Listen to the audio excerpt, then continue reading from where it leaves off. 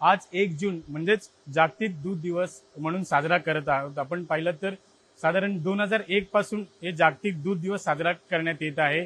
सहकारी संस्था असतील, जे दूध सहकारी संस्था असतील, त्यांना कुठे ना कुठे महत्त्व देण्यासाठी, त्याचं कुठे ना कुठे कारभार जो वाढण्यासाठी हे जागतिक दूध दिवस साजरा केला जातो।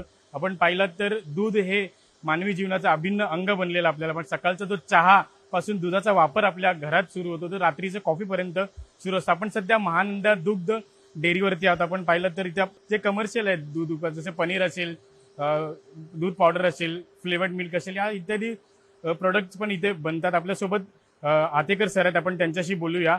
सर, आज 1 जून आहे, दूध दिवस, जागतिक दूध दिवस आहे, तर कसं पाहता आणि या वर्षाचा थीम काय आहे?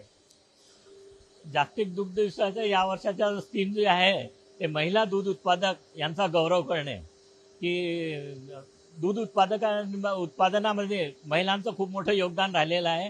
आणि जी श्वेत क्रांतीची जी सुरुवात झाली होती त्याच्यामध्ये महिलांचा जो सहभाग होता तो सर्वात महत्त्वपूर्ण होता। कारण की गाई म्हशींना चारा घालण्यापासून दूध काढण्यापासून संस्थेपर्यंत आणण्यापर्यंतचं काम महिला करतात। आणि खूप जिकरीचं काम महिला नेहमी करतात आहे। आणि म्हणून त्यांचा गौरव करण्यासाठी या वर्षीचा जो थीम आहे जागतिक दूध दिनाचा, तो दूध उत्पादक महिलांचा गौरव करणे हा।